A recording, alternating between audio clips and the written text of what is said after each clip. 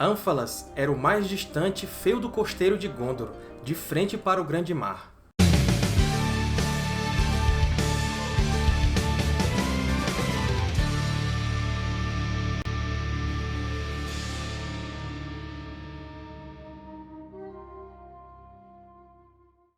Olá, Tolkien Talkers! Tudo bem com vocês?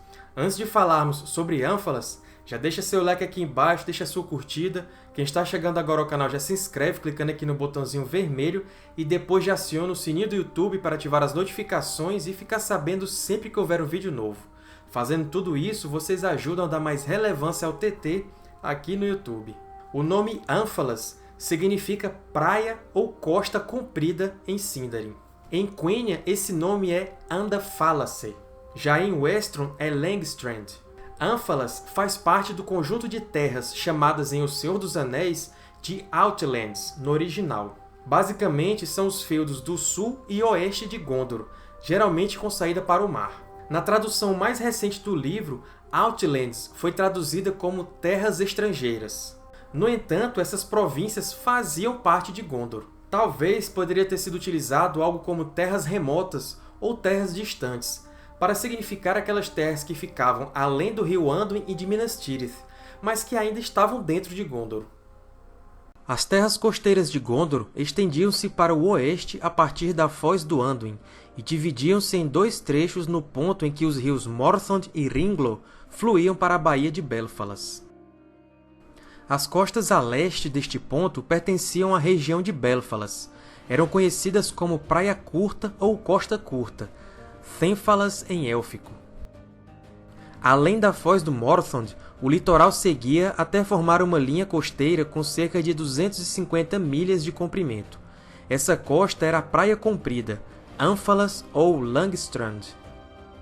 Por trás da longa costa havia um interior estreito, que elevava-se até as alturas de Pinath Gelin, as Colinas Verdes. Este já era um outro feudo de Gondor. Era limitado a oeste pelo rio Lefnui e a leste pelo Morthond. Os habitantes dessa terra estreita eram um povo rústico, vivendo longe das grandes cidades do leste de Gondor. Na época da Guerra do Anel, seu senhor era Hirluin, o Alvo.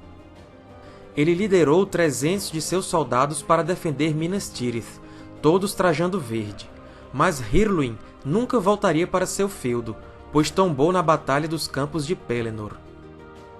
Na maior parte, os habitantes de Ânfalas viviam em pequenas aldeias, mas não se conhece nenhum assentamento significativo nesta região. Eles viviam da caça ou pastoreio. Apesar dessa existência pastoral, eles seguiam um senhor e reconheciam o poder dos regentes, tanto que marchariam para a guerra por Gondor quando o dever os chamasse. Pelo oeste, Ânfalas era limitada pelo rio Lefnui, que marcava a extensão mais distante do poder de Gondor ao longo da costa. Além de Lefnui, ficavam apenas as terras selvagens de Druath e Aur e a península conhecida como Andrast. Nesta terra, o povo de Ânfalas acreditava que os homens selvagens, os Druedain, sobre os quais falamos lá no TT número 149, se encontravam, e essa era uma crença que mais tarde se provaria ser correta. Os homens de Ânfalas também tinham uma tradição de que os elfos viveram dentro de Ânfalas no passado, e de fato havia antigas estruturas élficas encontradas na Foz do Morthond, a leste. No final da Terceira Era, entretanto, este refúgio dos elfos, conhecido como Ethelond, havia sido abandonado há muito tempo. As origens do porto de Ethelond são meio obscuras e existe mais de uma versão. Falamos com mais detalhes lá no TT número 367, sobre Dol Amroth. Situada longe dos centros de poder de Gondor, Ânfalas teve pouca participação direta na história. Na verdade, um único incidente histórico é registrado. Muito antes da Guerra do Anel, as costas de Ânfalas sofreram ataques vindos do mar pelos Corsários de Umbar. Buscando encerrar esses ataques e vingar seu bisavô Minardil, que havia sido morto pelos Corsários, o rei Telúmetar avançou contra o porto-cidade de Umbar e a capturou para Gondor. Esta é a última vez que ouvimos falar de Ânfalas na história até a época da Guerra do Anel, mais de 1000 anos depois. Naquele tempo, o senhor da região se chamava Golasgil, e ele reuniu todas as forças que pôde do povo de Ânfalas. Golasgil liderou aqueles homens na longa jornada para o leste até Minas Tirith, uma distância de pelo menos 500 quilômetros ou mais.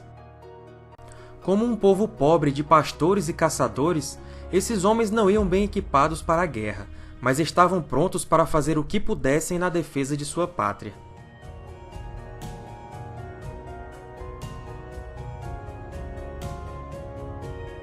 E assim as companhias vinham, eram saudadas e aplaudidas e passavam pelo portão. Homens das terras distantes em marcha para defenderem a cidade de Gondor em uma hora sombria. Mas sempre muito poucos, sempre menos do que a esperança aguardava ou a necessidade pedia. De Ânfalas, a longínqua Praia Comprida, uma longa fileira de homens de muitos tipos, caçadores, pastores e homens de pequenas aldeias, parcamente equipados, exceto pela casa de seu senhor Golasgil. Hírluin, o alvo, das colinas verdes de Pinath-Gelen, com 3 centenas de valorosos homens trajando verde.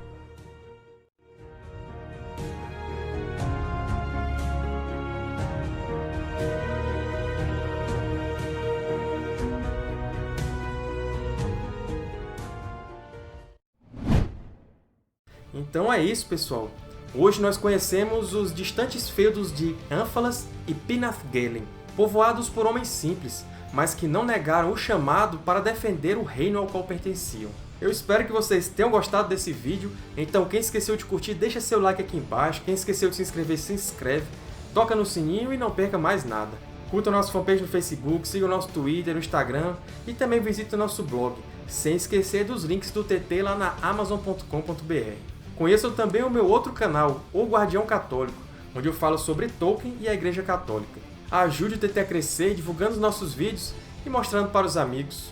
É sempre um prazer falar de Tolkien com vocês. Então, até o próximo vídeo e um abraço!